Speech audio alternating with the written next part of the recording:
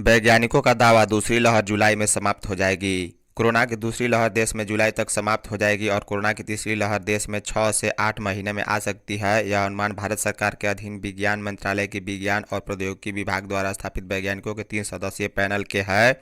बता दें, India today में छपी खबर के अनुसार इन वैज्ञानिकों का अनुमान है कि मई अंत तक देश में संक्रमण के मामले 1.5 लाख प्रतिदिन आ जाएंगे, जबकि जून अंत तक यह 20,000 प्रतिदिन तक आ जाएंगे।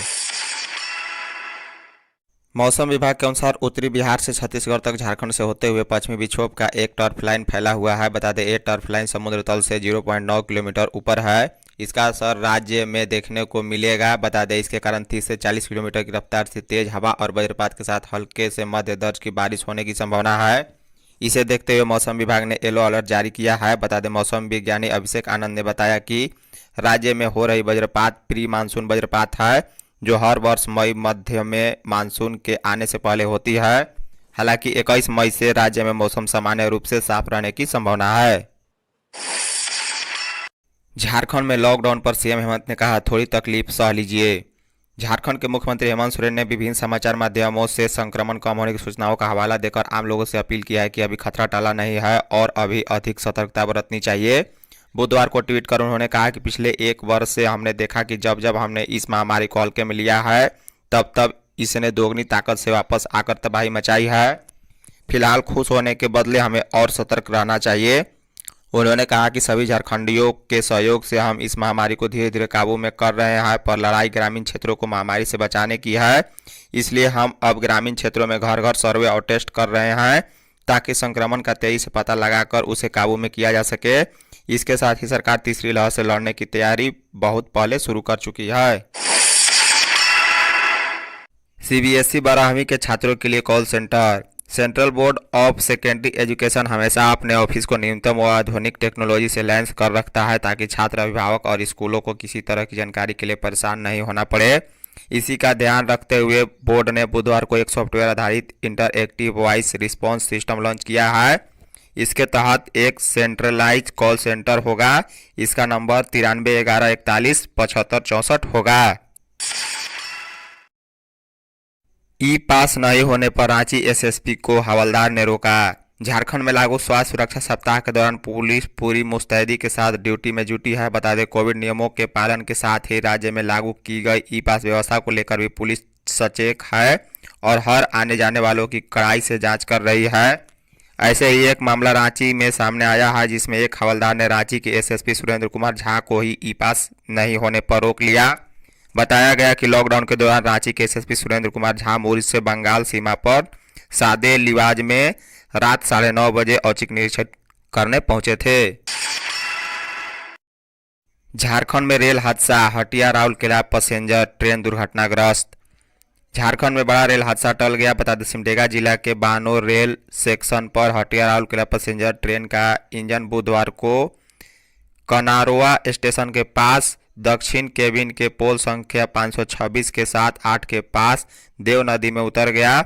बता दें, घटना रात्रि 8:30 बजे की है। इस हादसे में कोई हताहत नहीं हुआ। ट्रेन ड्राइवर बाल बाल बचा।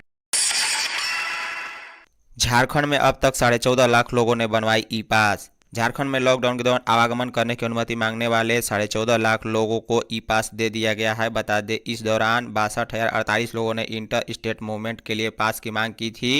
वहीं 3,26,969 लोगों ने इंटर डिस्ट्रिक्ट पास की मांग की है और उन्हें भी एक जिले से दूसरे जिले तक जाने की अनुमति प्रदान की गई है।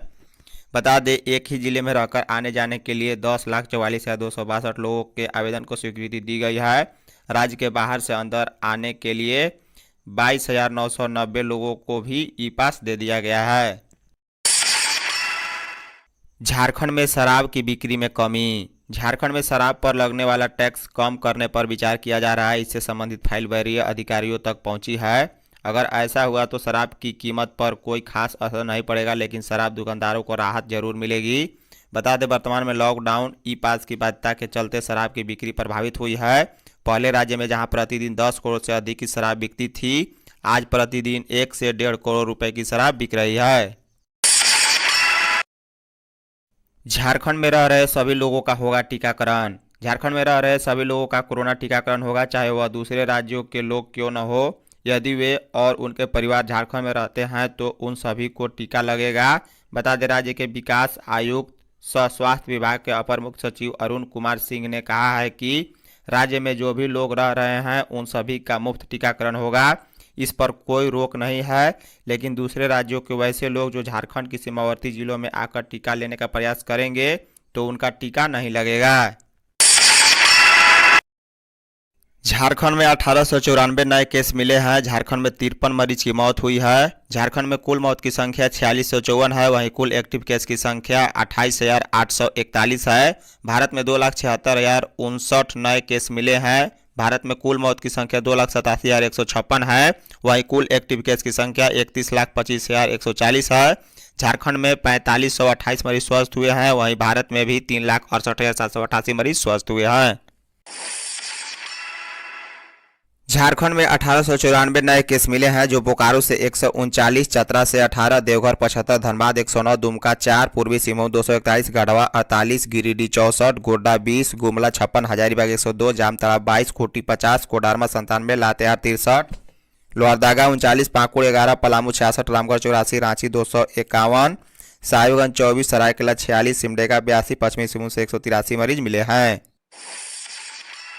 झारखंड में 4528 मरीज स्वस्थ हुए हैं, जो बोकारो से 181, चतरा से 0, देवघर 106, धनबाद 136, दुमका 31, पूर्वी सिंहभूम 449, गढ़वा 210, गिरिडीह 158, गोड्डा 92, गुमला 88, हजारीबाग 317, जामताड़ा 152, खूंटी 65, कोडरमा 141, लातेहार 329, लोहरदगा 85, पाकुड़ 0, पलामू 189, रामगढ़ 185, रांची 1200, साहिबगंज 20, सरायकेला 51, सिमडेगा 110, पश्चिमी सिंहभूम से 233 मरीज स्वस्थ हुए हैं। टीकाकरण में दिव्यांगों को प्राथमिकता की मांग। दिव्यांगों को टीकाकरण में प्राथमिकता और टीकाकरण के सुगम बनाने के लिए झारखंड हाई कोर्ट में जनहित याचिका दाखिल की गई है। बता दें, झारखंड विकलांग मंच के अध्यक्ष अरुण कुमार सिंह ने अपने अधिवक्ता अनूप अग्रवाल के माध्यम से याचिका दाखिल की है। इसमें कहा गया है कि 18+ वाले के टीकाकरण में दिव्यांगों को प्राथमिकता नहीं दी जा रही है। कोविन ऐप पर रजिस्ट्रेशन की प्रक्रिया दृष्टिबाधित के लिए जटिल है। झारखंड के शिक्षक मांग रहे 1 माह का वेतन। झारखंड के सभी जिले में कोविड मैनेजमेंट के कार्य में सरकारी स्कूलों के शिक्षकों को भी लगाया गया है। बता दें, कुछ शिक्षकों को मजिस्ट्रेट भी बनाया गया है। शिक्षक इन कार्यों का हवाला देते हुए स्वास्थ्य कर्मियों की तरह प्रतिनियुक्त शिक्षकों को भी 1 माह का वेतन देने की मांग कर रहे हैं।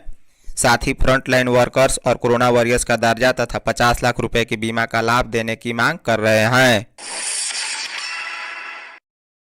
वैक्सीन पर अफवाह फैलाने वालों पर अब कानूनी कार्रवाई। ग्रामीण इलाकों में कोरोना की जांच और टीका को लेकर अफवाह फैलाने वालों पर कार्रवाई की तैयारी है। बता दें, झारखंड राज्य विधिक सेवा प्राधिकार अपने पारा लीगल वॉलंटियर और जिला विधिक सेवा प्राधिकार के पैनल वकीलों के साथ ग्रामीणों को जागरूक करेगा। वॉलंटियर गाँवों में जाएंगे और लोगों को टीका और जाँच के लिए प्रोत्साहित करेंगे। इस दौरान वह ग्रामीणों से बात कर ऐसे लोगों की पहचान भी करेंगे जो भ्रांतियां और अफवाह फैला रहे हैं। इसके बाद उनके खिलाफ कानूनी कार्रवाई भी की जा सकती है। इसके लिए जल्द ही झालसा सभी जिलों के विधिक सेवा प्राधिकारों को निर्देश जारी करेगा।